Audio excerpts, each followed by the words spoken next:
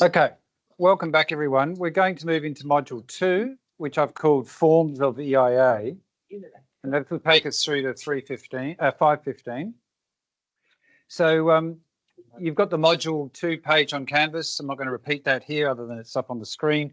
And the big reflection question that underpins this is, what are the various ways in which EIA might be relevant to your professional work? So if you're here to get a new degree and to build your professional skills, you've probably got some ideas about where you might like to go as a professional into the future. So how might EIA be relevant to your professional work?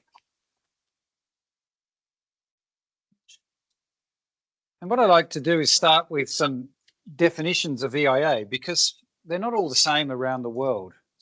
Let's look at some examples. So I gave you this one just towards the end of the previous module. This is from the International Association for Impact Assessment. Impact assessment, simply defined, is the process of identifying the future consequences of a current or proposed action. The second definition is a kind of international one. It's from a person called Barry Sadler, and back in the 90s, Sadler published a study called the International Effectiveness of EIA Studies, or whatever it was called, like that. And so Sadler was writing to an international audience and tried to define EIA to be relevant in that context. So Sadler's definition: environmental impact assessment is a process of identifying, predicting, evaluating, and mitigating the biophysical, social, and other relevant effects of proposed projects and physical activities prior to major decisions and commitments being made. Our third definition comes from Canada. 2019, the Canadians threw out their old legislation and put in their new Impact Assessment Act. Canadians have had EIA since the 1970s, and this was their third or fourth generation of legislation for EIA. So it's one of the more recent EIA pieces of legislation in the world. It's not all that often that you completely. More recently, we got one in Australia that's been refreshed, but it's a bit unusual to have a complete new start. So their Impact Assessment Act, and they use the expression impact assessment, and they define it as this. Impact assessment is a process for assessing the environmental, health, social, and economic effects of designated projects with a view to preventing certain adverse effects and fostering sustainability. That's definition 3. And the final definition comes from Western Australia, and this definition has been in use since at least the early 1990s. It's a definition of the Environmental Protection Authority of Western Australia, and it's currently in practice guide. And the definition we use here is: environmental impact assessment is an orderly and systematic process to evaluate a proposal, including its alternatives and its effects on the environment, as well as to consider the mitigation and management of those effects. The process extends from the proposal's initial concept through implementation to completion, and, where appropriate, decommissioning. Right, 4 definitions. I've now put all 4 of them on the same slide. And I'd like you to have a discussion in your groups. Perhaps if you're sitting on your own, you might join a group, because it's more interesting if you have a discussion. And I'd like you as a group to think about these 3 things. Well, first of all, what do these definitions have in common? And the converse of that is, well, they've got this in common, so how do they differ? What's different about them? And then the third question, which one do you like best and why? So thinking about the things that are similar, the things that are different, if you had to choose one as your favourite or the best one, which would you choose and why? And so I'm going to give you about 10 minutes in your groups, and then I'm going to ask you to share your thinking and ideas. If you're a techno whiz, you're welcome to plug a computer in and share. Someone who's a techno whiz, plug the cable in and see if you can show. Then you touch your screen and I don't know, you make your resident P, plug it in and then make the resident PC your thing. And you could write your things up on the screen. Or you could do it wireless, yeah. Have a play with the technology and see if you can make it work.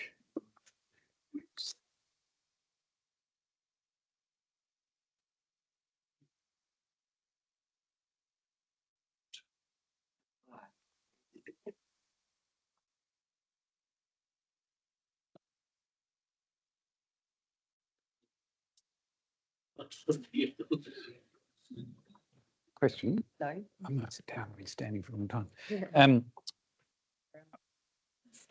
That's right. If you're a male, it'd be hopeless. Okay, no, leave. I just. So is there a delay when it comes up? I can't remember. Yeah, it's because it takes a while to come through. Information that. Yeah. So sometimes there's two options. One, that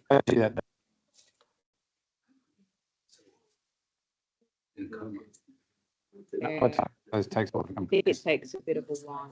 Have you checked out that link that I sent as well on Link?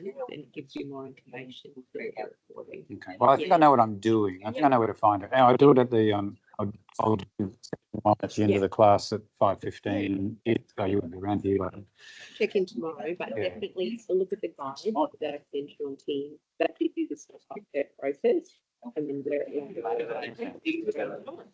then maybe check tomorrow. Yeah. You know, when I had the training, I felt like I knew because he looked. And the project post actions and it's it might be different. thanks. Yeah. Yeah. Okay. Cool. And please go back to your double, triple adjustment. Okay. So she said reasons to help the students with live students. Okay. I'll send this through to you. Have a read when you've got some. Yeah. Cool. It is. I just. Okay. Thanks. I got the students doing a little thing. Yeah, no, that. Yeah. They went in and then they haven't had 3 laptops yet. So we could do it wirelessly. And I thought. It's only one person. Because it's motivation sentence coming from communication to sustainable sustainability.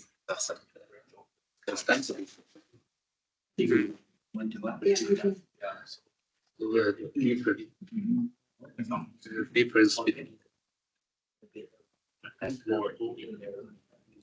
Let's try to do it. Yeah. Laptop. Yeah. Wait.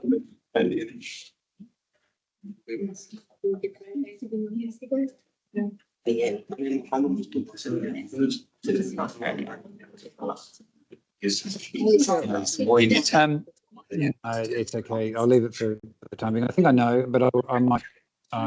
There's enough. Like when we did the introduction, some of the students literally flew into Australia 2 days ago, and so this is quite common. So it's kind of like, it's like their heads are spinning, like they're jet lagged. I mean, they're like, where am I? Where am I? all the rest of it is the process. Totally What do they mean here or in Oh, sorry.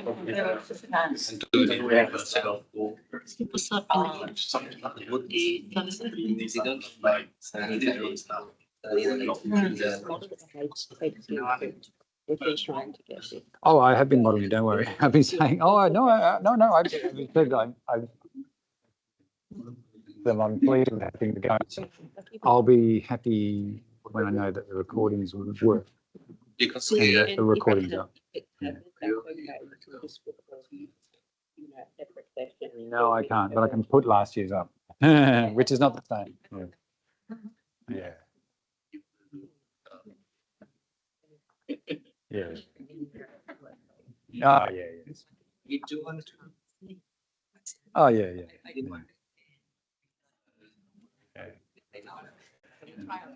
I know about working. It's a, yeah, it's fine. You just in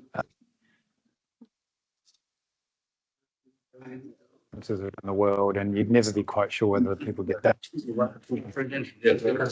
Like the sort of faff we're having, just to get a simple projection thing working. So I used to carry, plastic overheads, and we had a plastic backup. It was unbelievable. That's how old I am.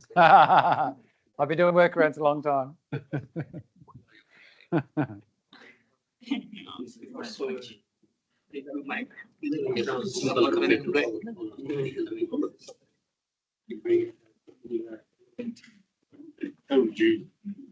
trying to they're saying, Were you able to make the tech work? Couldn't do they're saying No. Get that one. Can you get your? in result Oh, that wasn't mean that it's going to be laptop. So you can display your. adverse. So now you can. So now you can go to a Word document. So can you make a Word document, and then you can write your notes from what you're discussing? Yeah. You can have a little voting system for your favourite definition. Are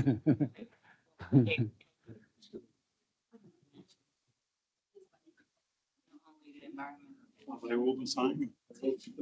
Differences it's in your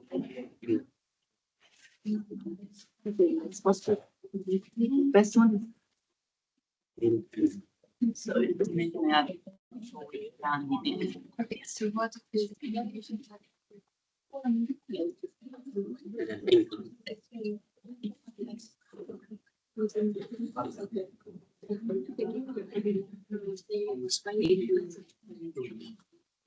use that at work.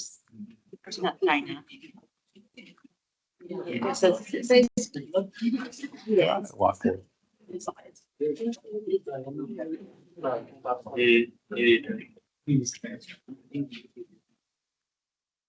Are those similar to what we like?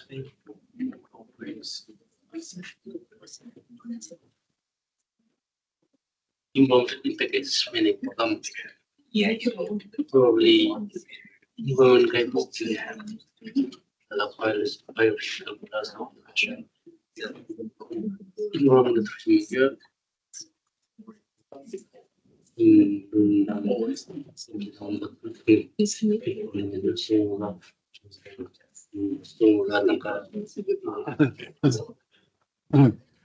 I got to play with all the technology in the room.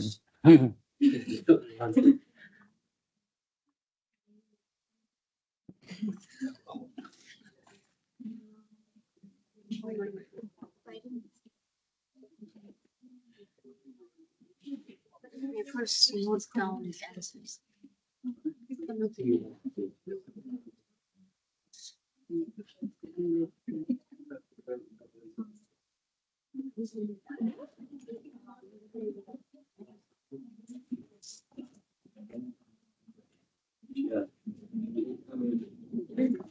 Is the same.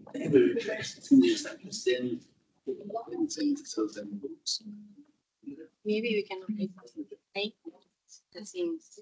Yeah. once a Clinton project manage the mitigate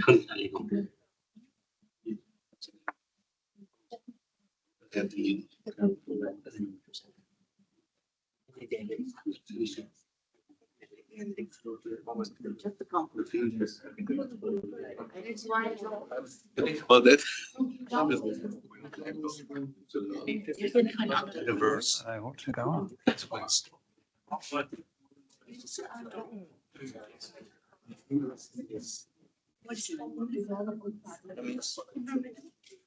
please go on.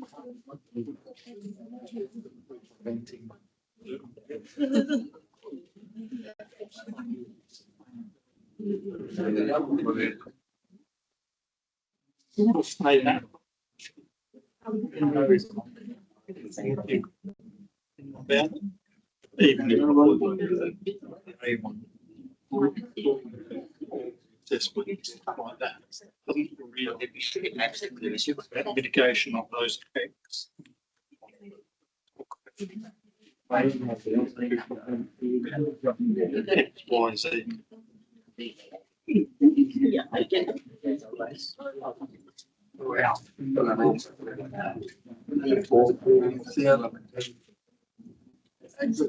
are also thinking about alternative external. There is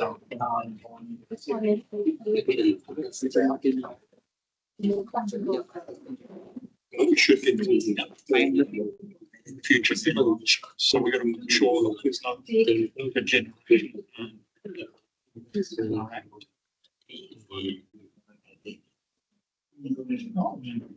Doesn't mean better. This is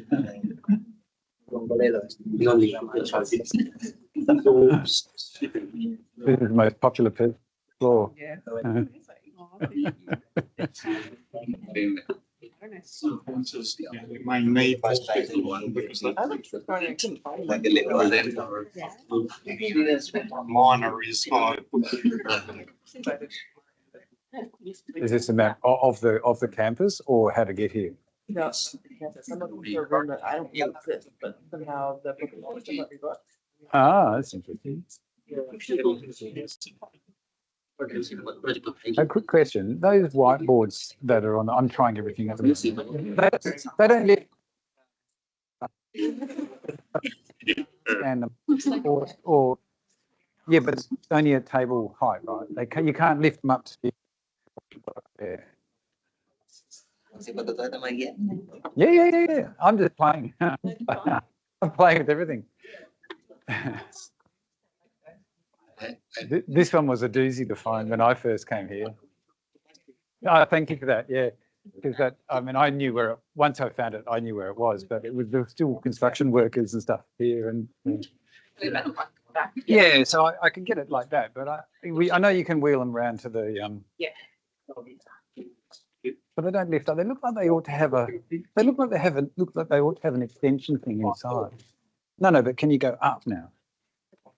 As in you want to go up. Yeah, is an extension lead in there? There's not, is there? It looks like there ought to be. Oh, what did that do? Sorry. No. Down to the definitions. You broke it. You broke it. I'm dobbing you. I'm dobbing. Doesn't matter. I don't think I definitely did. Their idea is you wheel them around to the tables and then they isn't. This one is probably. Isn't the first one in the class? All right, folks, I'm going to give you exactly 1 more minute from now to think about these 3 questions, and I'm going to ask you to share your thinking. Yeah, I'm ready to go. Look, I'm 1 step ahead. I'm 1 step ahead. But I thought I'd just start with that one, just because. I love it. Well, good on you. Thank you. You're welcome.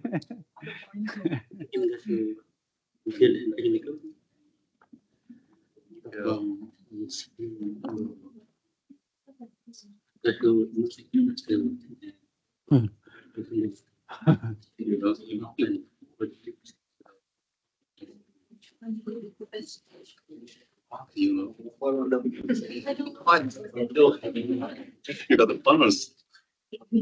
Are you biased perchance? No. I know the last one a bit better, but doesn't mean I like it. Yeah, they're wacky things, aren't they? I think I need to sit down.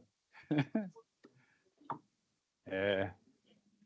And ride on it, then. Yeah. Oh, you'd ride on it like that. I know, because it's for I'm going to sit down. Move it around. No, that's cool. It's cool. It's fine. Yeah, you. All right, so we're in the spirit of trying out all the technology in this room. This group over here had a go at hooking one of the laptops in, but I'm not. Oh, they're there. Yes. Look at that. Now I believe I can share. Hey, can you help me? I can share. They're group 9. I think I can share their screen with you. How do I do that, teacher? Student pods. Group 9. Is it as simple as going like that? Yay! Look at that! Yeah, did you guys see that? So this is, I'm trying to, I'd like to reward this table. Yes. And incentivizing incentivizing you all to, you could all be celebrated by showing off your skills. Next week, I want someone to crack how to do the wireless connection. You do need a code and the things like that. Have you cracked it? Did you crack the wireless thing? No, I was picking on. Oh yeah. Okay. Sorry, don't. There's a wireless way to do it. Anyway, so you can go first. What do you can start us off. What do these definitions? I've given you 3 definitions. Let's start with the easy bit. What do they have in common? So what did you say? They all define as an assessment or identifying the possible outcomes. Yes, but what? Okay, but this is not a trick question. It's a very honest question. What do they literally have in common? Exactly in common. So you're sort of talking about, oh, they're all about assessing future consequences. No. Well, they were talking about the EIA. Do they? Do they all talk about EIA? Really? That's confident. Yeah. Do they? Do they really? Does Canada talk about EIA? No. How do I get back to my? I have.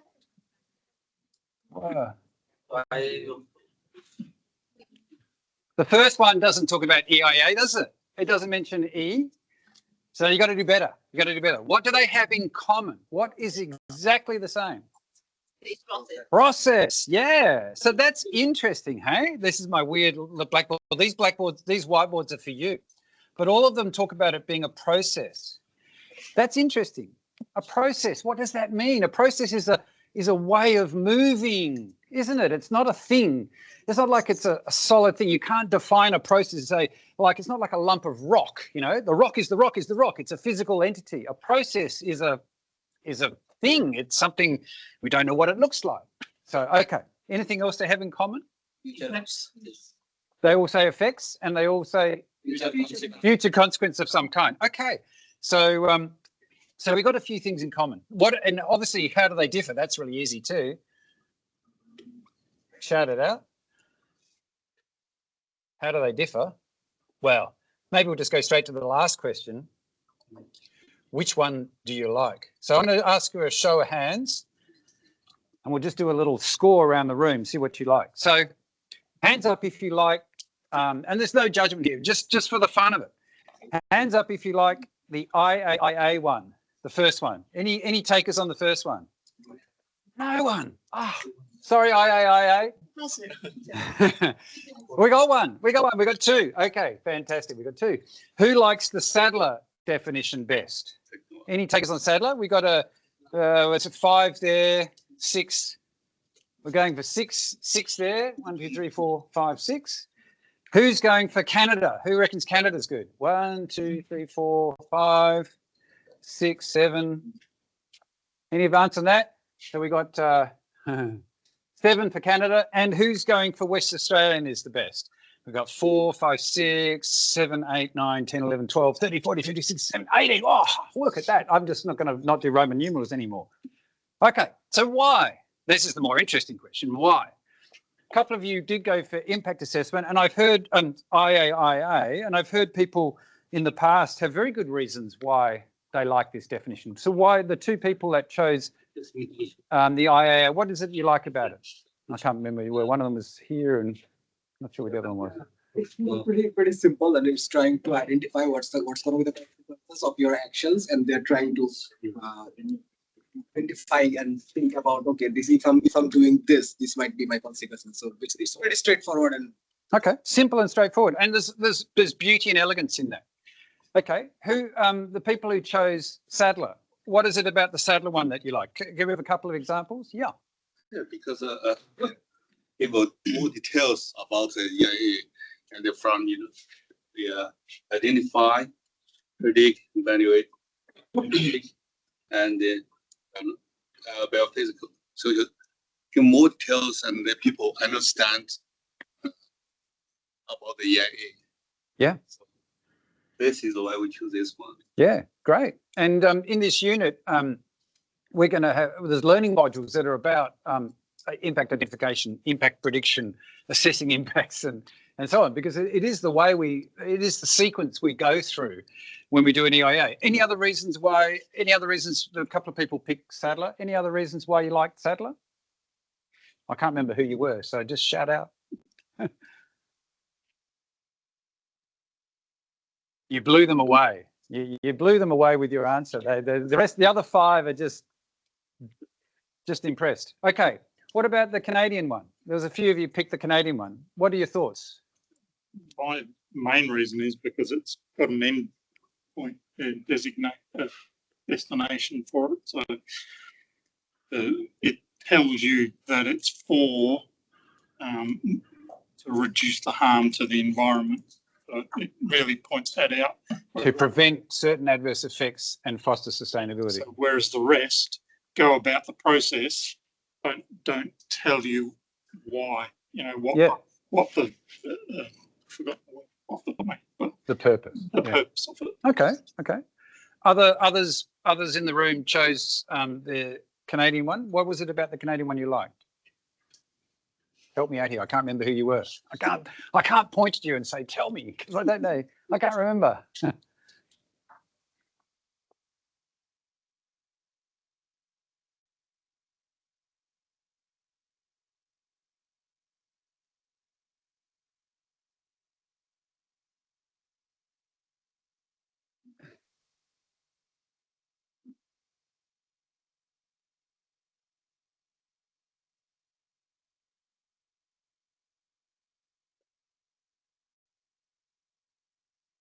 Help me out here. We've got another 9 weeks together, folks. You've got to talk to me.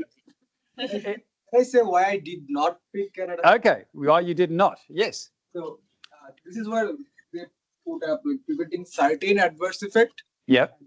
What I thought was, okay, you are taking all the hassle of going environmental, health, social and economic effects. You're going through all of them and you are saying, okay, we will look at them, but we won't do anything about all of those. We'll just put up certain adverse effect and we'll just work with that. So that's why I kind of felt like Yeah. Okay. Thanks for sharing. I also am a bit spooked by that word certain. What does that mean? Does that mean that the government's going to go, oh, well, we're going to look at everything, but we're not going to look at climate effects.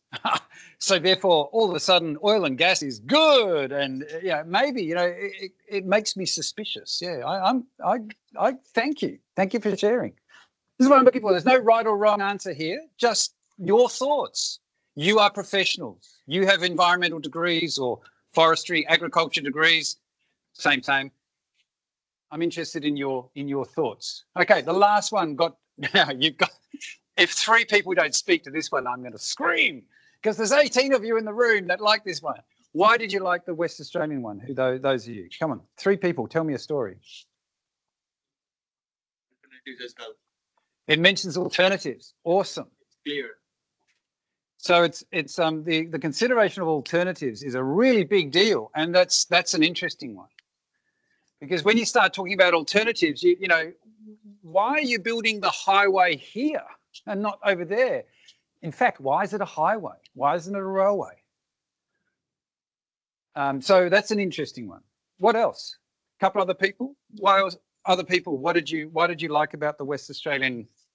It also includes the mitigation and the management of those effects. So that's a good thing, I guess.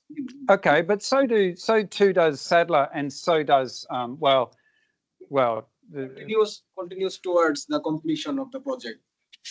Yes. So the second sentence of the West Australian one is very important. It's got the idea that it's the life cycle of the development. Now you can have a highway or a railway doesn't really ever end. There's roads in Europe that I'm aware of that were Roman roads 2,000 years ago, and they're still roads.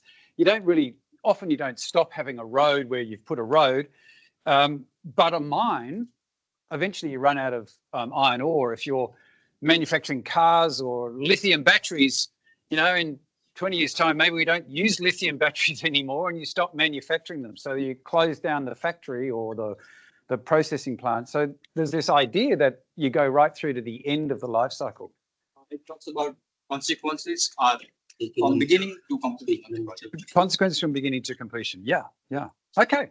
So it's just interesting. Now, the reason why thank you for sharing. The reason I want you to always think about different ideas is that just because here in Western Australia we have this piece of legislation and we do something in this way doesn't mean it's the only way or the best way. And I'm always interested in what might be the best. And the best is often what is best for us. I mean, what works in Argentina or works in Germany or works in Nepal might be quite different from what works in Western Australia, because Western Australia is, you know, we've got our own geography and our own cultures and ways of doing things. So I'm open to all that, all those perspectives. There's no right or wrong answer. I like this this quote from Andrews from 1973, very old. This is the very early years of EIA. Andrews said that impact assessment must be recognised as an ongoing activity that takes place at increasing levels of detail throughout the planning process. This is the idea that when you think about future consequences, you don't just do it once. You do it again and again and again. Maybe you do it for the life cycle of the development, like the West Australian definition, but you're doing it with more focus every time, because once you've resolved certain issues, you probably happy with how you resolve them, and you focus. That's good. And this is the life cycle diagram which I've borrowed from a colleague of mine, Theo Hacking, from the University of Cambridge, and so I like this diagram a lot. Theo used to work for a mining company, and he was very familiar with the early years, months and years of planning a new development for the mining company around, you know, the concept and pre-feasibility and feasibility. You don't start mining until you've got a very strong feasibility context. What happened? Woohoo! Privacy mode. What's going on? I'll see if our tech person's out here.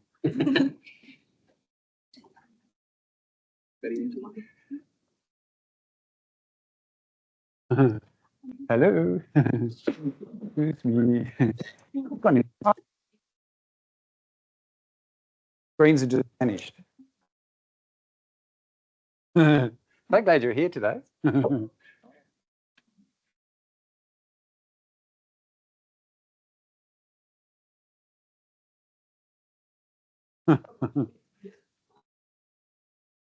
Yeah, and it's backwards as well. It's mirrored. Oh, is it my mirroring? Is it my mirroring? Maybe it's my mirroring. Maybe my mirroring turned off. No, it should be there. Stop mirroring.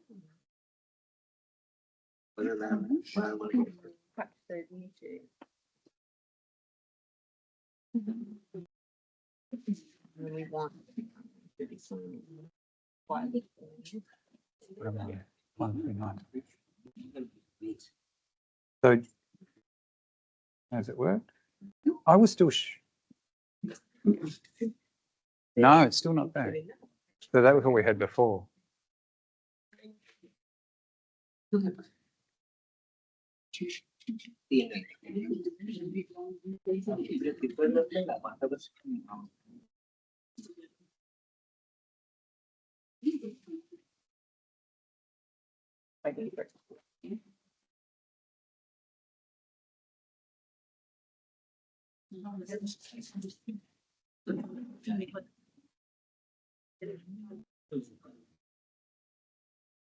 What's plan B?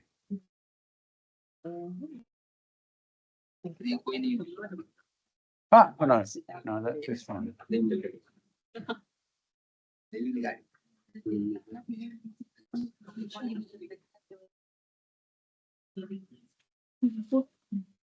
Weird.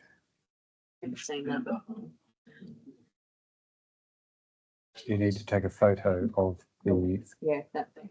Yeah, yeah. I'll just let my team know that it's happened. What time? 5:15.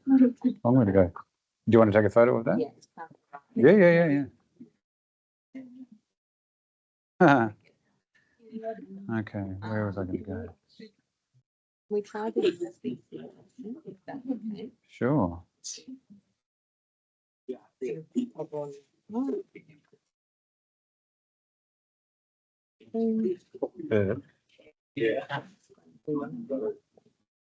So do I? Stop this. On Mousy? Yeah, Mousy's on there. Yeah. Read. There we go. Where am I? Stop me. How do I stop it? Oh, stop me. Yeah. You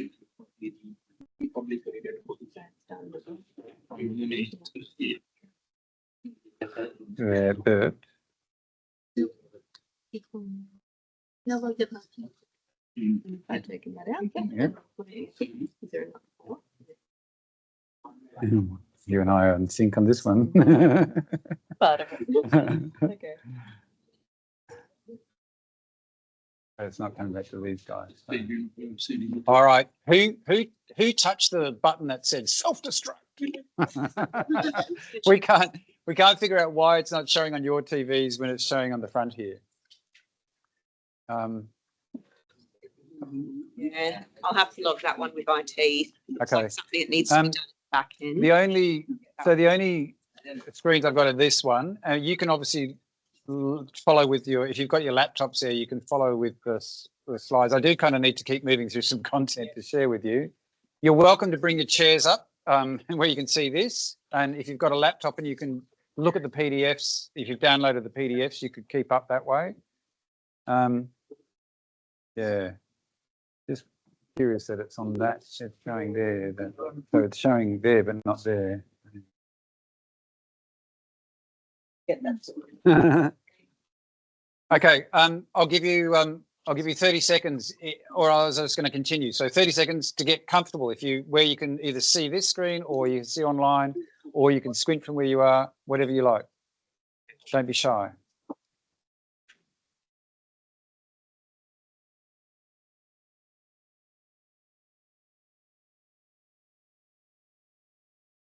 Or you can do what these people have done. You could share your laptop, and if someone's got the PDF, you can keep up that way. That's a clever way to do it. Good workaround. Thank you. So if someone's got the cable, did you get yours to do the same? Yes, got 2 groups. You're 3 groups doing that. Other groups could just jump on with these guys. There's plenty of room around the table. All right, I've given you your 30 seconds. Let's go. So I'm going to continue because otherwise it's going to run out of time. We're not going to get through everything. So the point I was trying to make about this diagram was that it suggests that EIA stops. And yet, if we go back to that West Australian definition, the West Australian definition says that EIA doesn't stop when you approve something. It actually continues for the life cycle of the development, which I think is kind of interesting. So I have gone to the next screen from where everyone is.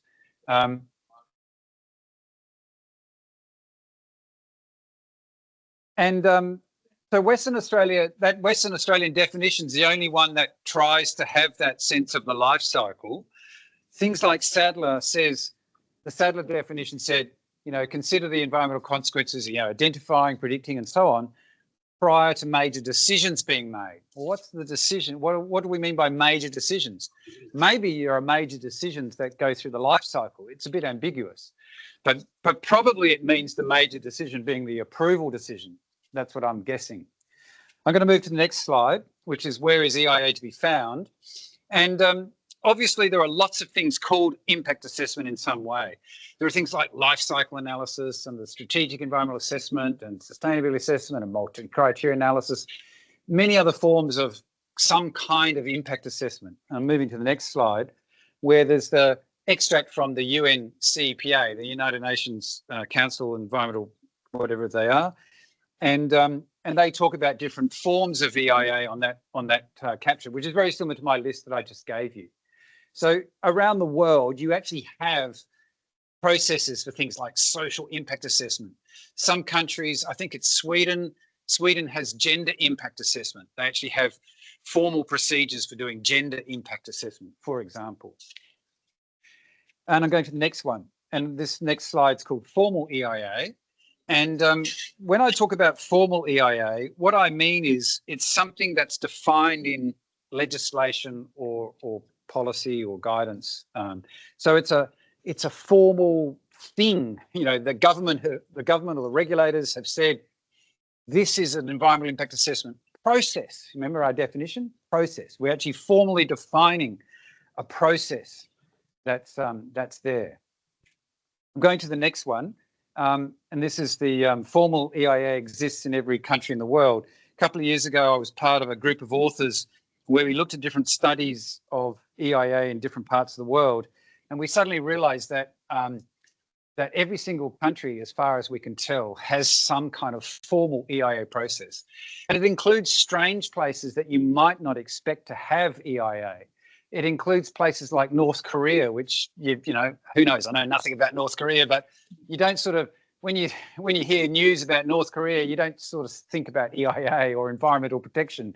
You kind of think about missiles and bizarre things that go on. So, but as far as we can tell, every single country in the world has some sort of formal EIA. I've now moved to the next slide, informal EIA. So when we talk about informal EIA, this is really about that whole thing about the thinking. EIA is a way of thinking, and you don't need legislation to think, do you? When we want mining companies and road building corporations and governments to think about the environmental consequences and do something about it, if they do that and protect the environment, that's fantastic. We don't necessarily need legislation to make that happen. And so this is what I mean. EIA can be voluntary, and often best practice is voluntary, because often best practice is doing more than the legislation requires you to do. I've gone to the next slide. Where else is EIA to be found? You will find environmental impact assessment or things that are very similar to it in many, many different places, in things like environmental management systems, in it's still not working, in state of environment reporting, in things like integrated catchment management or land use planning, cost benefit analysis. Essentially, all of those kinds of activities, you are thinking about future consequences, many of which are environmental, and you're acting on it. So this is another version of EIA. And we go back to that reading, the next slide, of the United Nations Committee on Experts of Public Administration, and they list a whole bunch of other things there as well, like life cycle assessment, risk assessment, social life cycle assessment, environmental management systems.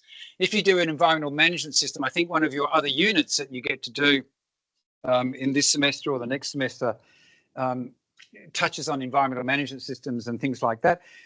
And that's also, essentially, that's the same thinking as EIA.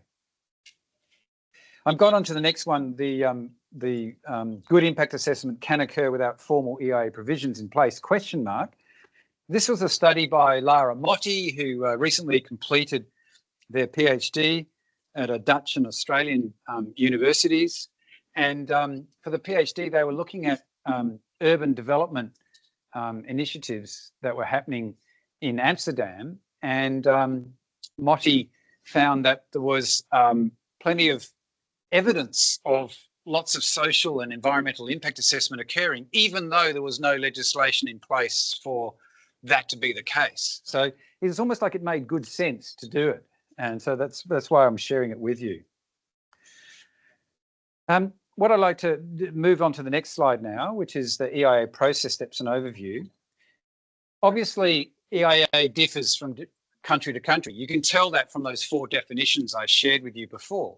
We know it differs, but there are also a lot of things that are in similarities in them. So what I want you to do in this unit is I really encourage you to think in terms of best practice. It's interesting if you learn that the Canadians do it this way, or the Nepalese do it that way, or the Bhutanese do it this way. You know, how did Bhutan become to be climate positive, you know, around carbon positive? Is there something that they do in their EIA that relates to that, that ensures that they maintain that status?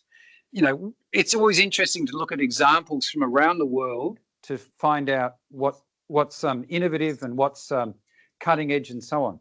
So I'm never just going to stay here in Western Australia with what we do locally, okay? And I encourage you to look outside as well.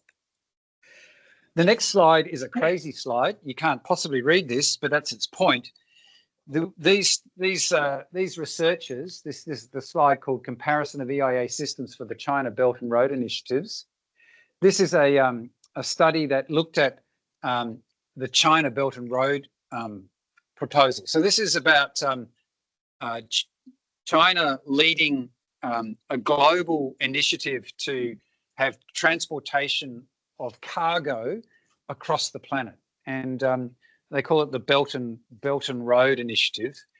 And so you can have goods and products moving from one part of the world, from here in Australia, all the way to China, and pretty much every part of the world's touched in some way by this initiative. And how would you do an EIA of that? How could you possibly understand the environmental consequences of this massive transport network around the planet? Well, these researchers were saying, well, what happens if we use the Chinese EIA system as our base? So they used the Chinese EIA system. They said the Chinese process has all these steps and components to it, and they itemized what those things were.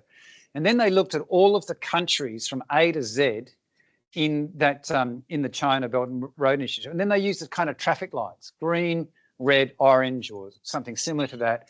Green means yes, it's the equivalent as what the Chinese one does. Red means no, it's different. And I think there's a middle position there as well. And so you don't need to be able to read that table to see what's going on. There's a lot of green, but there's also a lot of red. And so the point being, it's illustrating my point that we have EIA everywhere in the world, but it's not always done the same way. And this was a study that showed some of those differences. But there are some common things. Let's talk about the common elements. And this is a paper by Preston, who's an Australian judge in environmental courts in the eastern states. And Preston's written occasionally about EIA and said, well, there's 6 distinct stages that are remarkably similar around the world. There's a screening stage, a scoping stage, an environmental impact study aspect, there's consultation and participation, there's the approval decision, and there's also follow-up measures. So we can at least find these 6 things when we start comparing systems around the world. So I'm not going to go into the details of that just now. We're going to examine these in the coming weeks in the semester, but I'm just giving you that as a basis, a grounding for that. What do we need to know? Let's go on to the next slide. What do we need to know to carry out EIA? Well, we do need to know, oh, it's back. Hey, it's back. How did that happen?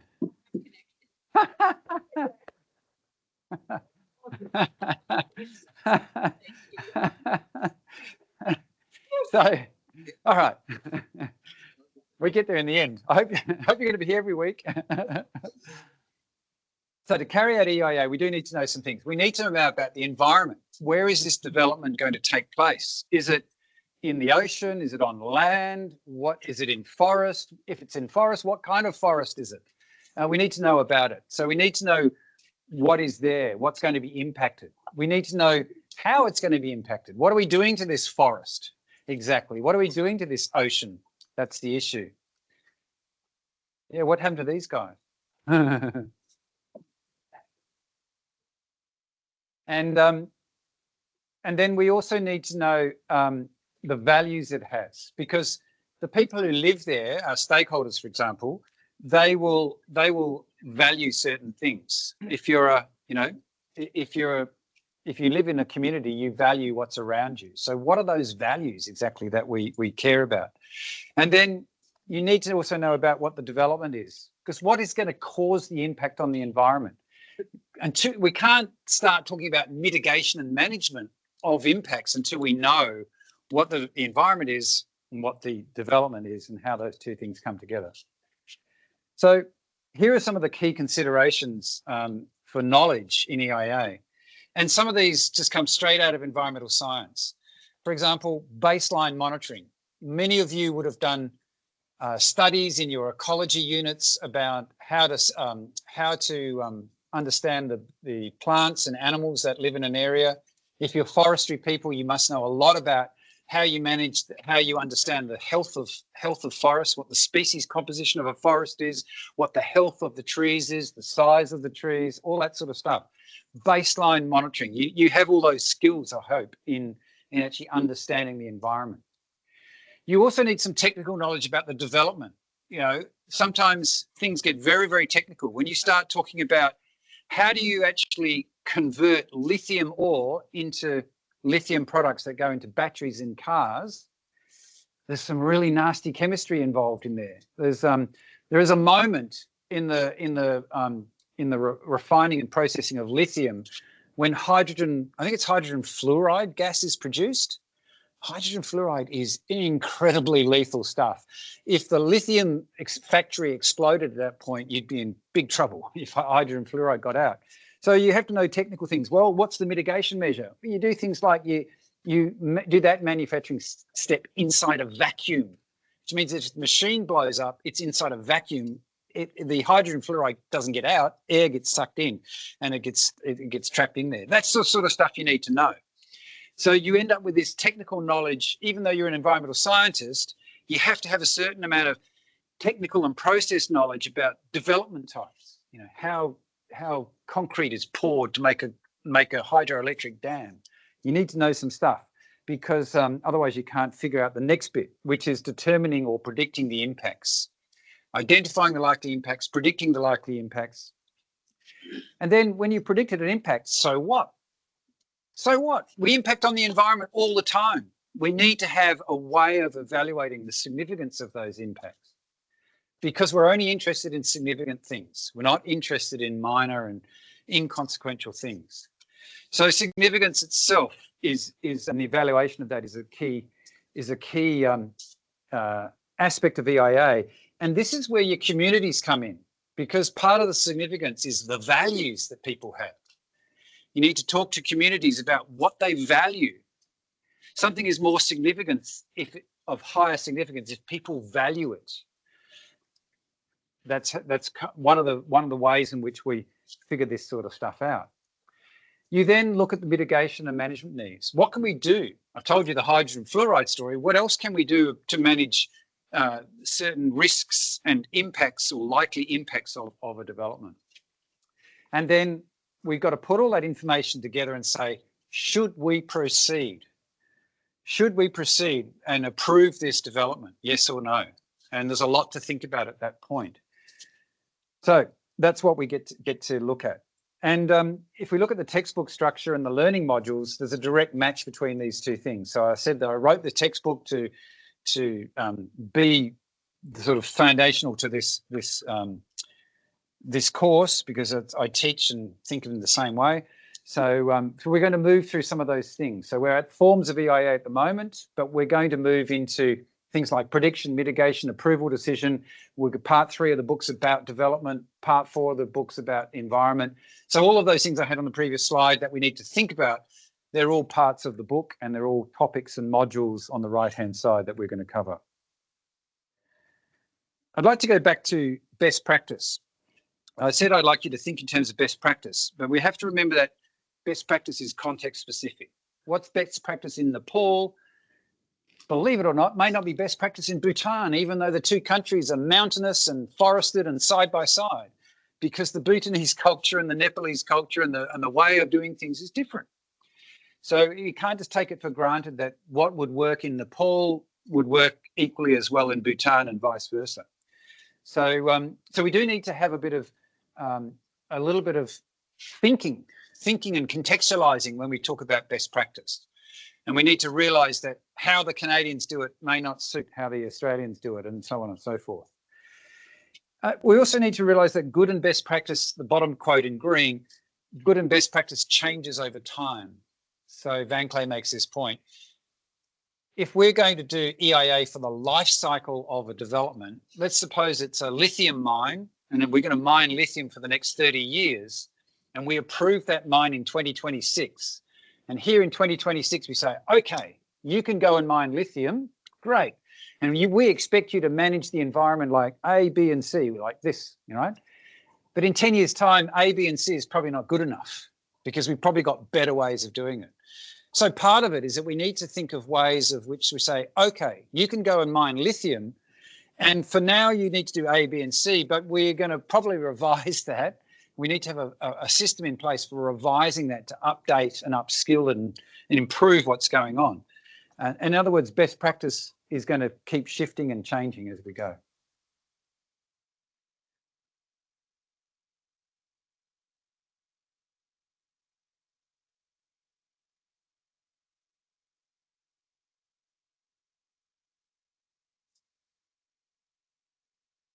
Just wondering, we probably need to take a break in a minute. Just wondering where there's a good moment to do that. I will stop soon, or just get a little bit over the halfway mark. To put this in context, here we are in Australia, and specifically we're here in Western Australia. There are actually 9 different major EIA systems operating in Australia. There is a national one under the national legislation, the Environment Protection Biodiversity Conservation Act, EPBC.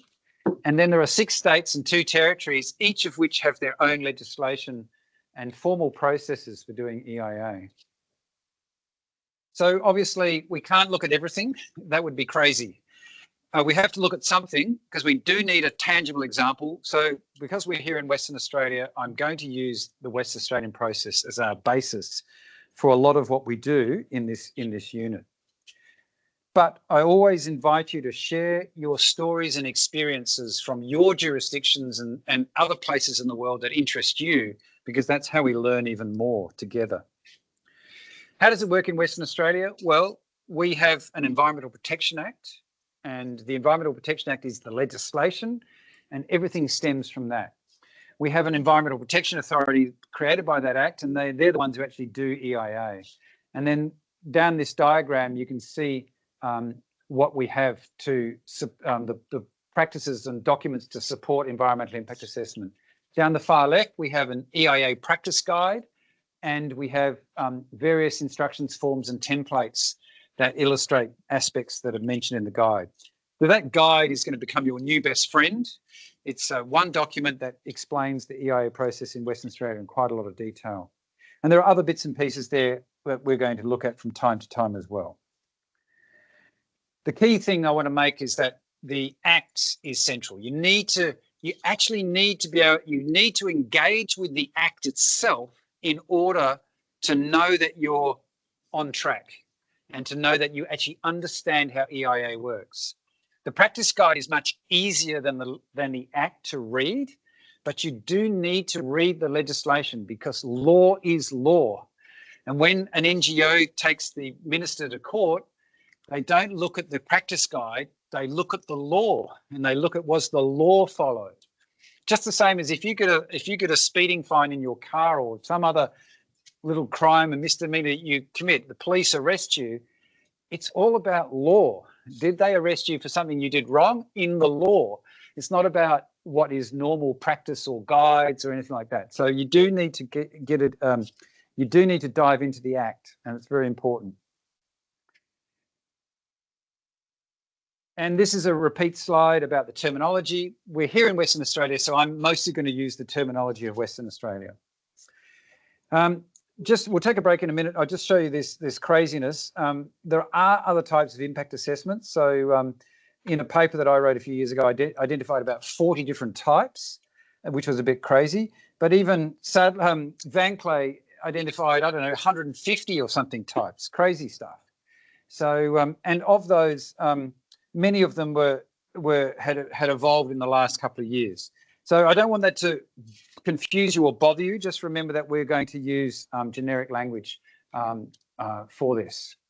So I think we'll take a break at this point, and I'd like to, so let's take 10 minutes, come back at 1:45, and we'll pick up the conversation there. And I'd like to finish this topic's called Forms of EIA. I'd like to share some more examples of the breadth and variety that EIA can take. So let's take a break and we'll pick it up in 10. So at 1:45, we'll resume.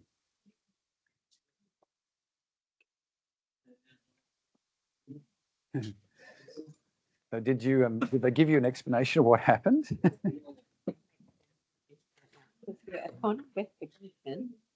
Who's the accident stop sharing the laptop before the Teams call. So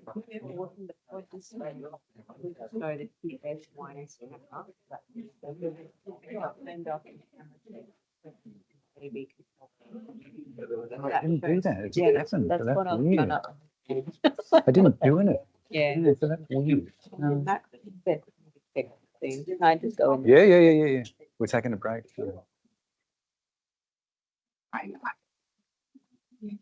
Is there a risk?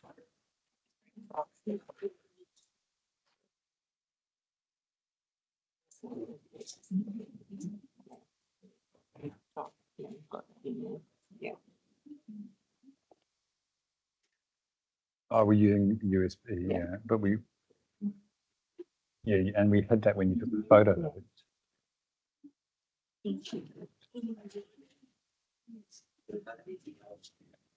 I definitely didn't do anything at the moment that I switched. Previously, no, but what I'm saying is that it is weird. I don't think anything the students did could have done it because they shouldn't have that influence. So.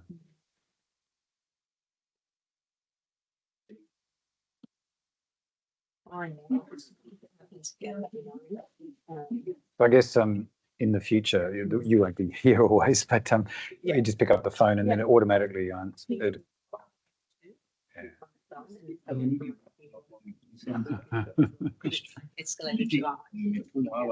Yeah, that's cool. USB and Unlike Jack, they never came. Well, they used to come about half an hour afterwards. Desperately called. It's fast. Yeah. But let's just keep an eye. It's one of those things. Oh, can we just see if the thing's landed? email.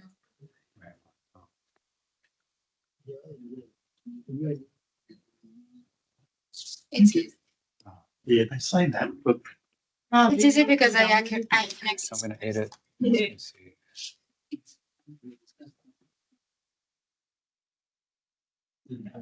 This is your first semester? How is it?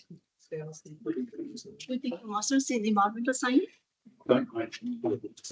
So I should be able to go to Panopto. Oh, where is it? It's not even on. I think it's working Panopto. So now I should give me the list. So that's my procedures in this folder. So your work. Oh, there it is, semester one. Okay, semester one here. Click on that. Then it says this folder. There's the recording button. Reading this instruction, but I'm not too familiar with sound. Which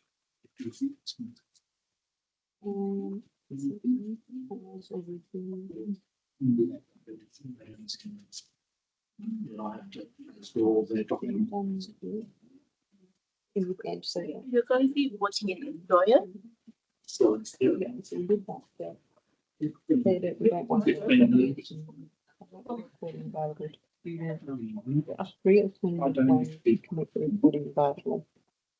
Embed the recording. Yeah, so that's what I'm doing. I think that's what I'm doing. So I'm here and I'm going We use the same sort of principles Panopto. and environment. There it is. That's my unit. The focus of it is usually to try and see.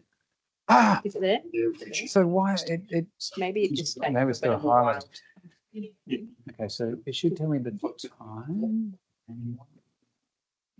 This Maybe one, click on it. See the time.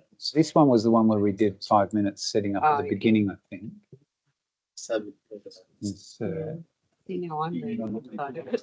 Do not remove. Oh, good. Is it showing So Info.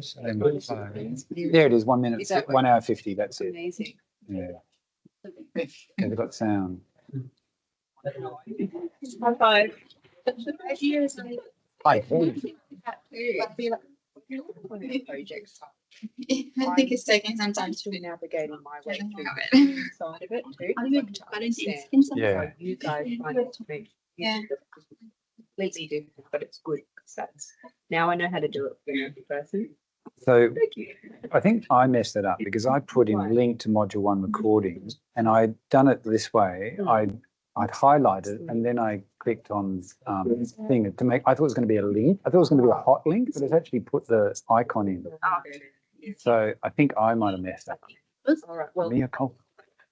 But just so you know, Yeah, it looked like having just the mouse in there was the solution. okay. So, All right. Well, have a look at this, like that guide. It's also got frequently asked questions. But one yeah, cool. session doesn't appear. Well, that's what I come in and stuff. And then thought, So this one, just have a look at this. This was the person, they said, I thought this unit would follow the workshop, but I could not find any link. Thanks, Luke. And I wrote back, there is a live team session. You should be able to find the calendar. This is what it looks like for me, because of course like staff. Oh, that look, then they said, yes, I have the 13-15 one. But when I click on it, I get this. Yeah, it's like just a new thing. Yes. Nice. I'll ask. Okay. There'll be a guide. I don't know.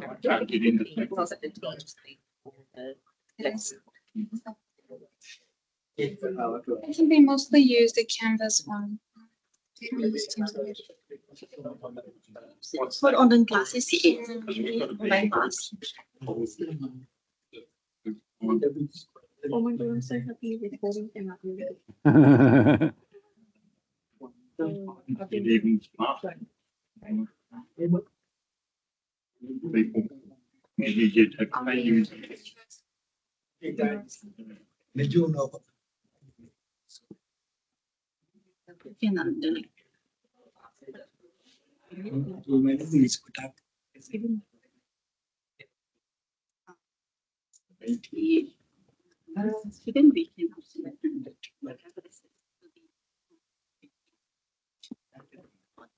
don't get that.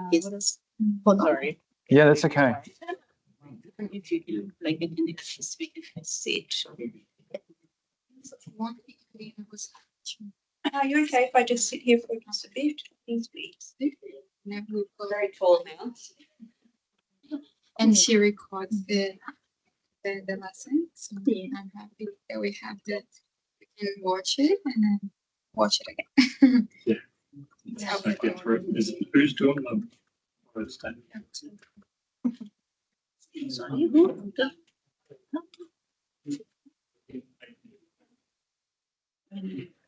Advice that's like it's not like she's not easy. She has like a 50.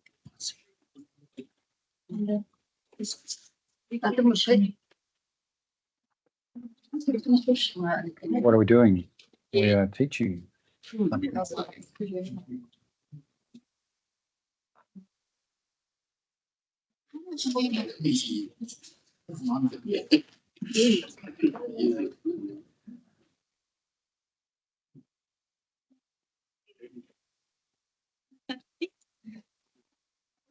No, I'm impressed that we got this far. We don't get whiteboard markers, whiteboard erasers, do we? Yeah. Just that I'm gonna leave. I'm gonna leave this stuff lying.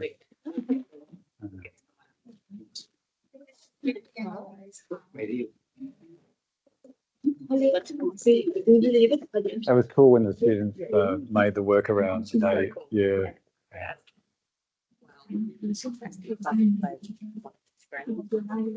That wasn't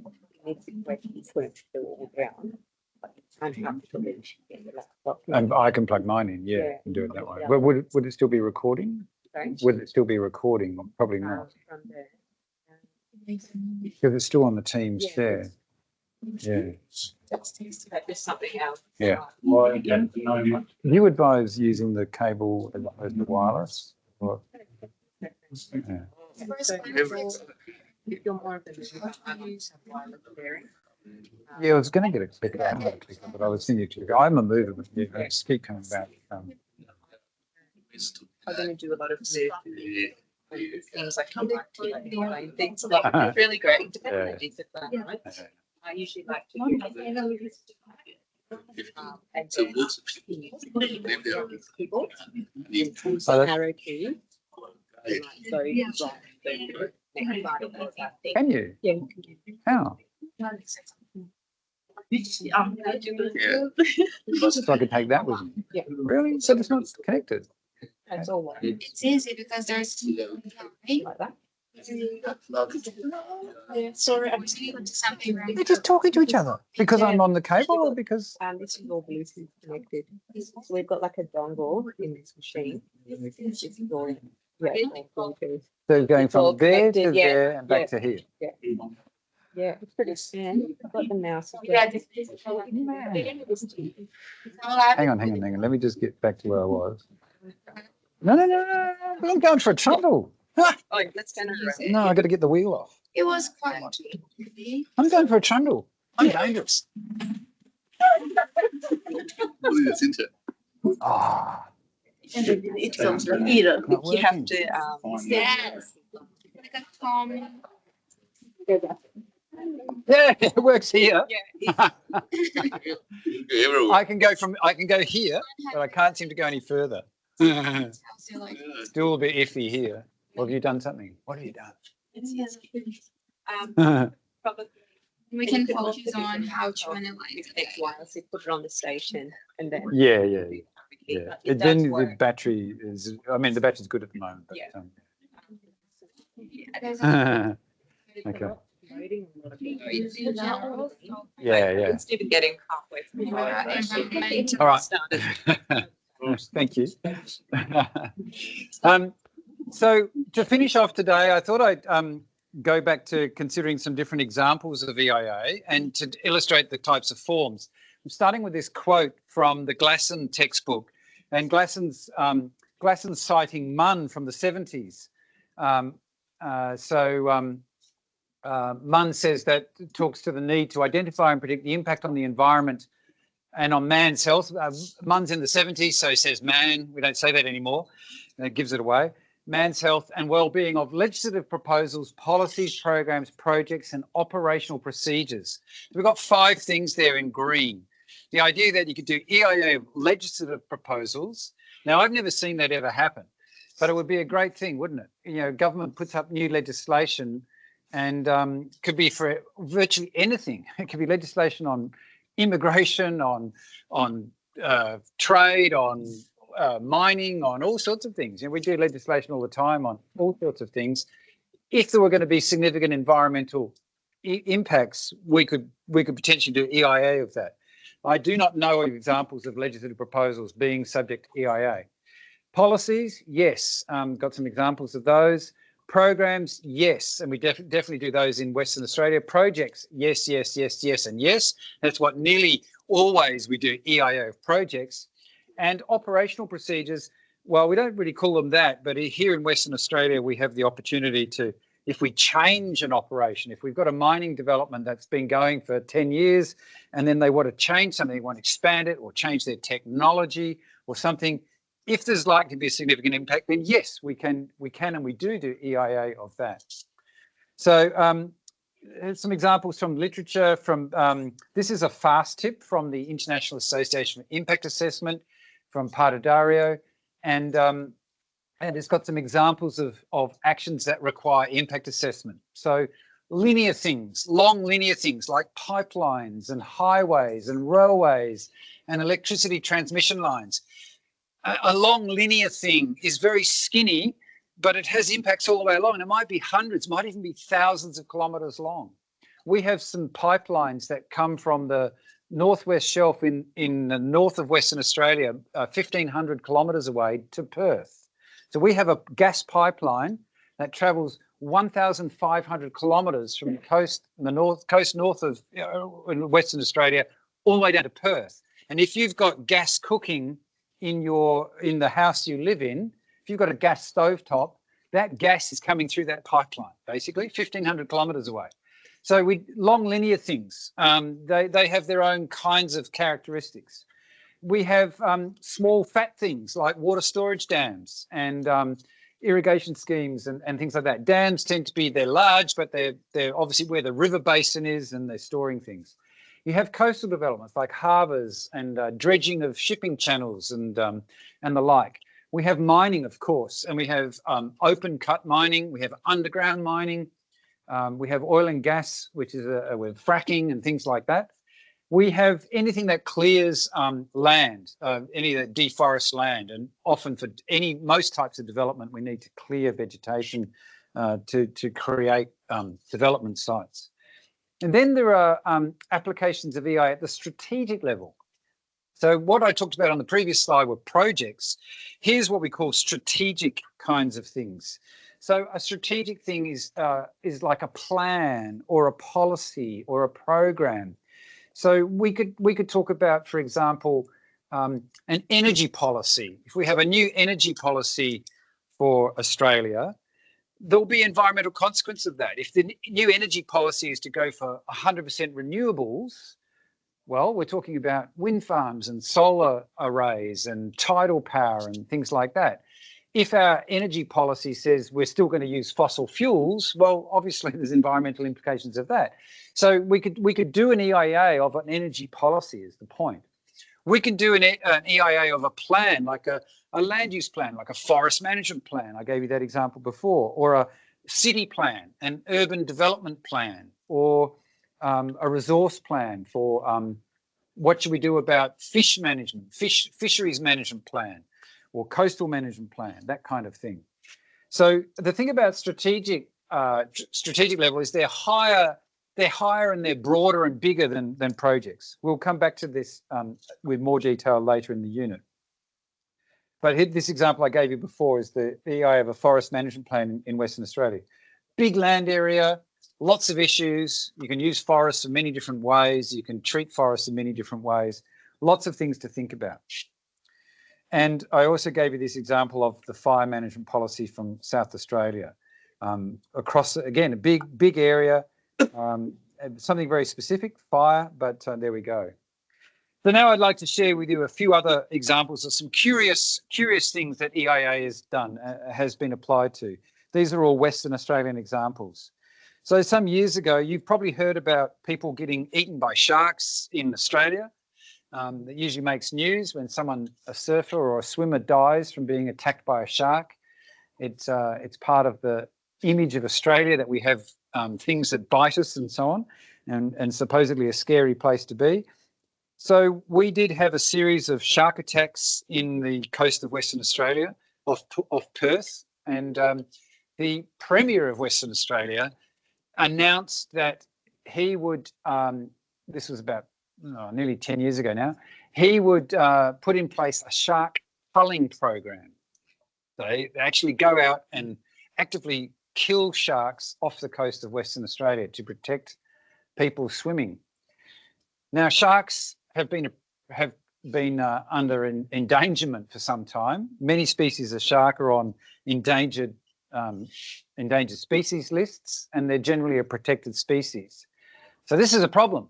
You have the Premier of Western Australia, the senior politician of Western Australia saying, we're going to kill sharks, or we want to kill sharks. And then you have marine ecologists saying, sorry, you shouldn't kill sharks because they're protected species. What do? Well, you do an EIA, and you do it very, very carefully. So we actually had an EIA of what should we do about sharks with a very, very sensitive outcomes, because a lot of people wanted sharks killed. And you're an environmentalist protecting sharks, and then people in the community get angry with you and say, but you don't care about humans, you just care about sharks. Tricky stuff, tricky stuff. But we did an EIA of that, and we haven't to date been killing sharks in Western Australia. Many other parts of Australia, they do kill sharks, but here we have not been doing that. We found some other solutions with shark nets and things like that since then. Here's another one. It's pretty obvious that a big highway or a big railway has lots of impacts on the environment. What about a walk trail? Now, I'm a very keen hiker. I love hiking and walking. Whenever I'm on holiday, that's what I do. I go for a walk, and so I was very excited many years ago when there was a proposal to build this walk trail in a national park on the south coast of Western Australia, Fitzgerald River National Park. But it actually, and they did an EIA of it. It was an EIA because there was concern about it. And in the end, this walk trail never got constructed.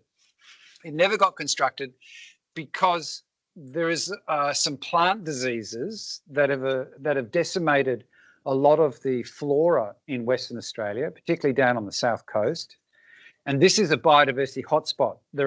This national park has many hundreds of species of plant that are only found in that national park, nowhere else.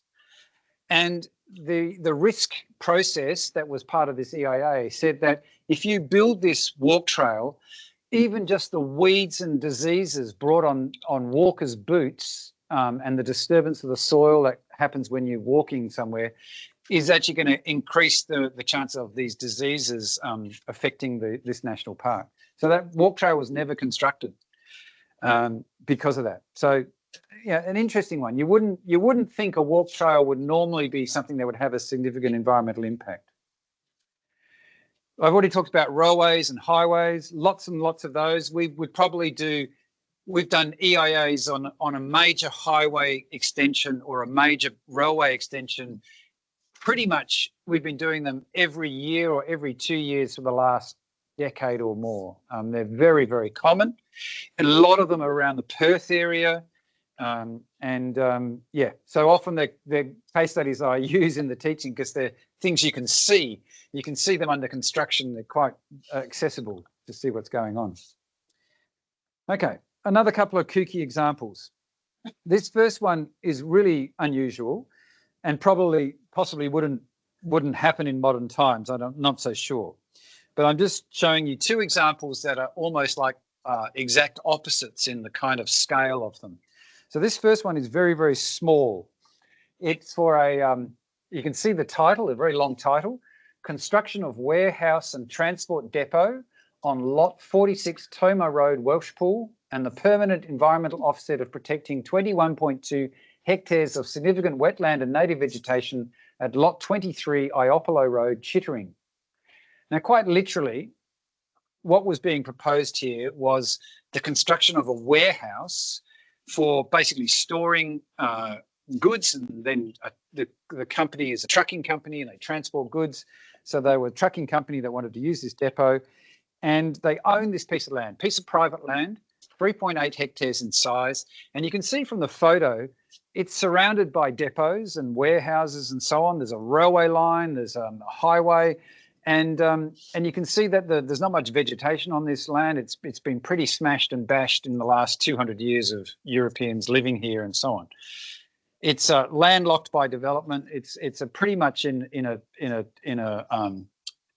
there's pretty much no future for this whatever's on this piece of land.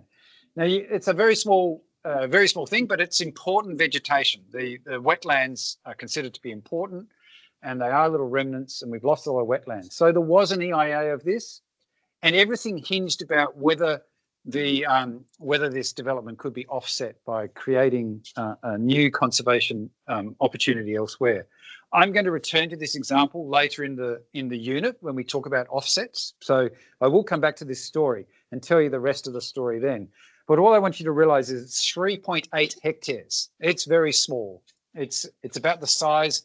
The footprint's probably smaller than the ECU building we're in, or something similar to the ECU building we're in. Now look at this one. This one was for mining for 50 years in the Pilbara region of Western Australia, and the EIA authorised the mining company to be able to clear 98,500 hectares of land. And you see what we just done? 3.8 hectares of land, 98,000 hectares. Massive difference in scale. And so, the point being that EIA is really about following that idea of is there a significant adverse impact? If so, what are we doing about it? What do we need to do to predict it, to mitigate it, and so on and so forth? I will also come back to this example of the BHP mining because it's a very interesting strategic assessment. They also did a very interesting cumulative impact assessment. So I'll come back to this case study much later in the unit when we get to more specialised aspects of EIA. Another example, aquaculture development. So this example, this is a curious one. This is where the Department of Fisheries, so a government agency, said, we've identified potential for commercial aquaculture projects to operate in certain parts of the coast of Western Australia. So where's this one? Is this one the Kimberley? I can't remember which one it is. Kimberley, this is the Kimberley. So this is the far north of Western Australia. It's been a couple of these, but this one's in the far north of Western Australia. And so the Department of Fisheries was the developer or proponent, and they said, we would like to create the opportunity for private aquaculture development to come along and operate. And when a private aquaculture comes along, we don't want them to have to do their own EIA, because we want to have maybe 10 or 15 of these things. So why don't we do an EIA of the zone where this aquaculture could take place? Why don't we figure out what would be an acceptable level of aquaculture development? And once we've agreed all that and got all the environmental issues sorted out, all we have to do then is every time someone comes along and says, I would like to do my aquaculture, pearls or fish or whatever it is they're doing, they can just be authorised by the Fisheries Department to do that. So it's an interesting way to do EIA, of assessment of the zone where development might take place, but not the specific exact farm by farm by farm. So this was a form of strategic assessment as well. We have done lots of EIA of tourism developments over the years. So in assignment 3 in this unit, you get to choose a topic and you get to choose a case study, and you've got 4 or 5 choices of case study. This particular tourism development, which is down on the Margaret River coast, about 350 kilometres south of Perth, very popular tourist area. It's where we have wineries. You've probably heard of the Margaret River area. If you've ever read anything about Western Australia and tourism, Margaret River comes up as one of the premier destinations to go. Beautiful beaches, wineries, farms, other forms of tourism, lots of good restaurants and stuff like that. So there's a lot of pressure to develop areas down there, especially areas near the coast. There's also good surf beaches down there for those who go surfing. So this was a development that was only approved early this year, about a couple of weeks ago or a couple of months ago. It was actually approved, and it's to develop tourism infrastructure right near the coast there. And then many, many others. So every year, our Environmental Protection Authority prepares an annual report, and in that annual report, they document what they did in the previous financial year. And that includes every EIA they've done. So this table shows you the list from the most recent annual report, and I've highlighted the five case studies that are options that you can choose for assignment 3. So they're all fresh, recent case studies that you get to study for assignment 3. But you can choose. You can choose whatever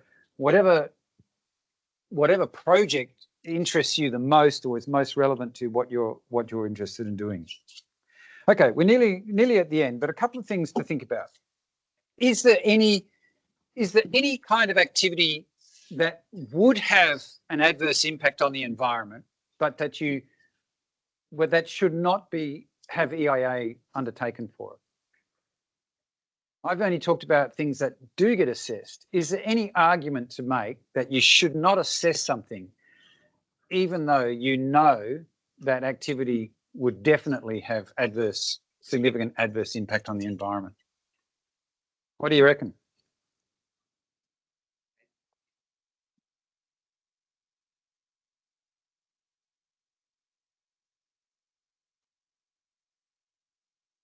Rallies.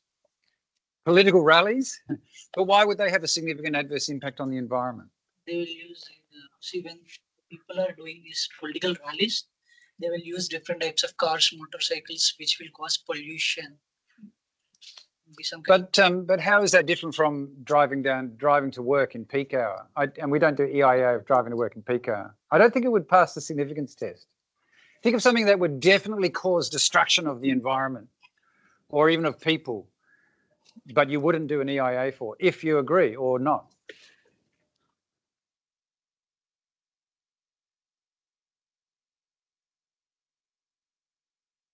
Nothing? Can't think?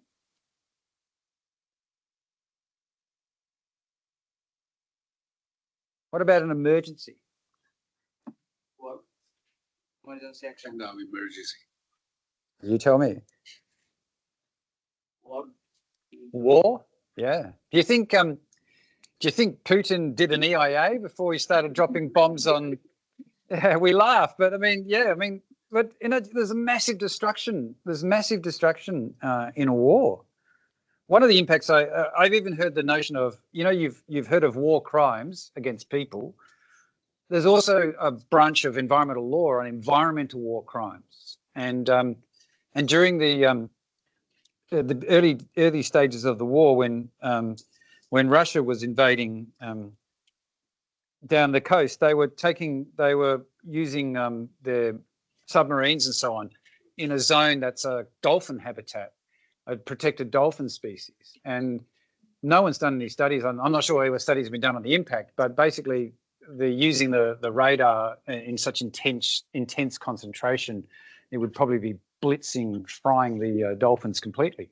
I don't think they did an EIA of that. Should they? That's the question. Should they? What about the bushfire? Bushfire, yeah. What do you do when there's a bushfire? Well, what you do is you get bulldozers in there and you clear pathways through the bush so that firefighting machinery can get in there. Do you do an EIA of that before you send in the bulldozers? No. There is some of that. Sorry, There is some of that. We'll look at things like tech and stuff like that. Yeah, so there is a bit of consideration, and we're back to the South Australian fire policy. Part of the South Australian fire policy would have a protocol about how you fight a fire, wouldn't it? You'd hope it would. So maybe the answer is there is nothing. I mean, maybe you would have a protocol about how the military behave. The militaries around the world have done many EIAs, including the Australian military, not necessarily for warfare, but they've certainly done it for bombing ranges and assets that they deploy and so on. So maybe there is a way of doing EIA, even if it's, prior to an emergency. So maybe that's something to think about. Think about, what are we doing here? What do we stand for as an impact assessment practitioner? A couple of other things about EIA and the forms of EIA. There's a diversity of practitioners that you'll experience. As it says by Morgan here, the very nature of impact assessment means it very often involves practitioners from a very wide range of disciplinary and professional backgrounds. That's actually why I love EIA, because I have a short attention span. And I love it when I'm working on a complex project and I learn stuff. I learn about groundwater hydrology and I learn about noise acoustics. It's fascinating how noise travels across a landscape, and blasting from a mine or that's near where people live, or the outdoor music venues, how the bass drum and the bass guitar and stuff travels across the landscape. Fascinating. There's whole studies about that. Which way the wind's blowing, what the humidity is. I love all that stuff. It's intriguing. So it's one of the interesting things about doing EIA. It is quite diverse. And you also do need to interact with a wide group of people. You've got the developer. They might be a mining company and they're experts at mining and they want to talk that talk, but you've got to start talking environment to them and you've got to have that conversation. You've got to talk to government agencies. Competent authorities is the expression that's used internationally. We use the expression in Western Australia, decision-making authority. You've got to go talk to the Department of Fisheries about what the constructing this marina is going to do for the fishing resources up the West Australian coast. You've got to, if you're building a wind farm, you've got to talk to the Department of Energy about power systems and how your wind farm is going to connect to the power grid and all that sort of stuff. If you're building a highway, you've got to talk about transport corridors and how it all links up and traffic flows and all this sort of stuff. There's lots and lots of things that you end up, having interesting conversations with about. There's, of course, the EIA administrators themselves, the environmental experts, the local community. They always want to know what's going on and need to talk to them. And there's politicians. Ultimately, in Western Australia and Australia, our decision on whether to proceed with developments is made by the Minister for the Environment, an elected politician. Well, politicians behave a bit differently from environmental scientists, but we've got to be able to communicate with them if we get that opportunity. We're just about out of time, so I'll leave this question as a reflection question about this. How will this diversity affect your practice as a professional? It's worth thinking about because it will affect you. And just to close this session, some personal thoughts. What I like about EIA is it's where science meets politics. I've grown up with a science background and I love science. I love an evidence-based argument, and I will hold you to account with your writing and communication to me. I'm looking for an evidence-based argument, a watertight argument. I don't care what you argue as long as it's evidence-based and it's done well. So how do we best use our environmental management expertise to influence policy and decision making? I'm a scientist. How do I actually influence politics, the policy making? Because that's where we get the big change. It's hard to do, but it's fascinating. And you do need some patience. You need some negotiation skills. You've also got to manage and cope with trade-offs. There's a whole bunch of fundamental rights and principles that underpin environmental impact assessment. Now, some pretty big questions, big philosophical questions. Who owns the environment? We talk about protecting the environment. Well, who does it belong to? Who owns it? Who owns the land we're on here? Who owns the air we breathe? Who owns the coastal waters? Who owns the deep ocean? Who owns space? Should we be, what are we doing about space? Wow, a lot to think about. Who should pay for environmental management protection? Do we tax citizens? Is it the mining company? Is it the government? Is it someone else? How do we do this? If you're doing an EIA, you're a mining company, you're spending a couple of $1 million doing studies of the hydrogeology of the groundwater system, and you've employed botanists to go and look at the plants, and you've employed fauna experts to go and look at the frogs and the mammals and so on. What if you discover something new, a new species of plant not previously known to science, and you get lots of knowledge about how the hydrology works? Who owns that information? That's information about the environment. Does it belong to the mining company because they paid for it? Does it belong to everybody? It's a bit like the first question. What do we do with that knowledge? How should the benefits and costs of development be distributed? If you're going to mine something and make lots of money, and the government might make lots of money, what about the local people who live near the mine, who are impacted by the noise and the dust and the vibration? Should they get some sort of compensation from the payout from the mining royalties in some way?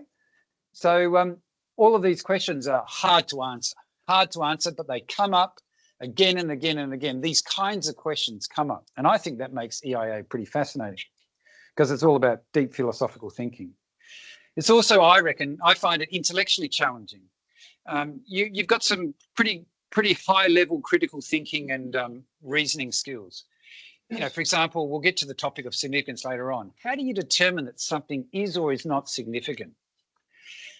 What about if something's, how do you work out whether something's acceptable or not? Like, you might say it's significant, but is it acceptable to impact on something that's significant? Is it acceptable to cause the loss of this habitat? Ooh, that's getting into some interesting territory.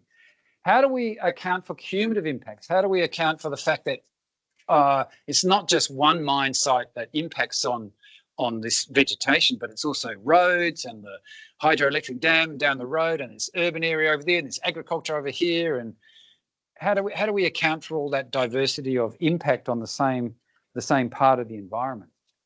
How do we show that we're sustainable? Because if the idea of EIA is to promote sustainable development, what does that mean? What's a sustainable mine? What's a sustainable hydroelectric dam? What's a sustainable railway?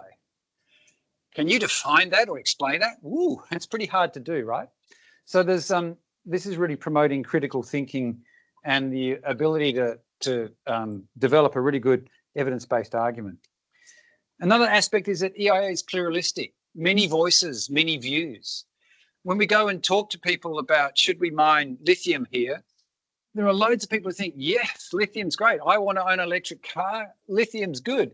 Other people go, no, this is a disaster. This is our Jarrah forest. We should be preserving this forest. We should be preserving the water bodies that depend on this forest system being intact, and so on and so forth.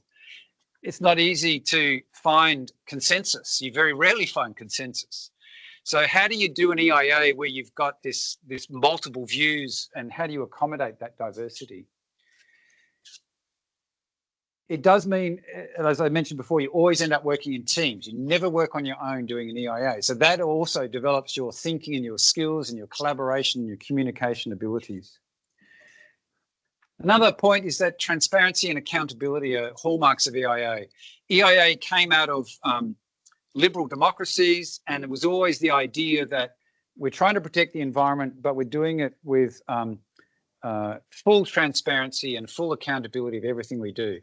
So documents are, I'm talking here about Western Australia in particular, every document in EIA is public. You can find them all. They're all on the EPA's website and other places. Every document is public. You cannot do an EIA that's invisible. It doesn't happen like that. It's public and it's accountable. Are you ready to be publicly scrutinized in everything you do, in your professional work? Everything you write goes out there in a public document. That requires you to be good, very good at what you do. And it also means you get held to account. If you do something stupid, you're going to cop it. So there's very good, it's a very good lesson in communication and effective communication skills. So I guess they're my 5 thoughts about EIA, and this is why I've been doing it for 35 years. I find these things engrossing. I find it really fascinating. So, and I hope you enjoy learning about this stuff too, because I am trying to go there with everything. So, so I'm welcome you then to this unit. And not just welcome to this unit, but welcome to your world of EIA.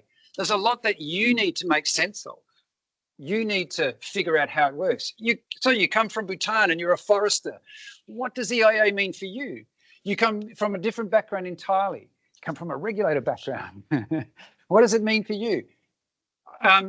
How we make sense of it is very personal often, and you need to make sense of it for how it works for you. So your world.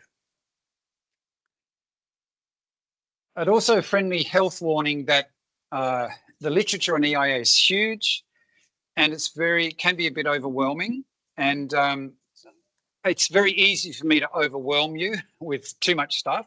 I try not to do that, but at the same time, I can't give you everything about EIA. This is just an introductory unit. I can only give you what I call the bare bones. It's like looking at a skeleton. I'm giving you the skeleton. When you look at a skeleton, you can't tell much from the skeleton. You have to be an expert to tell what the possible gender of the skeleton is. I certainly can't tell you what that is. You can't tell a person's skin color from the skeleton. You can't tell whether they're thin or fat or whatever it might be, what body shape. You can't tell whether they're left-handed or right-handed. Skeleton gives you a lot of information, but it also doesn't give you a lot of information. The detail is in how we fleshed out that skeleton. And I guess I'm saying to you, this is your world of EIA. You need to flesh that skeleton out to make EIA make sense to you and to your professional practice. So, so go for it. I do make a note here about your learning. I think learning works best when you direct the learning process. So you tell me what you want to know. You ask questions. I'm here to help you. A note about artificial intelligence. I don't understand why you'd want to use artificial intelligence, because every time you use artificial intelligence, you're not using your brain. And if you're not using your brain, you're not learning. And if you're not learning, why are you at a higher institution for learning? So, but I could just be an old fossil. I was born last century. I'm very old. I got it. I could be just some side Luddite, but AI doesn't fascinate me. I like the technology in this room, as you know, but I'm not really fascinated by that. I'm fascinated in using my brain. So that's it, because someone's coming in. I'm sorry, I've gone a bit over time. Thank you for being here for the first class. Hope you have a great week, and see you next week.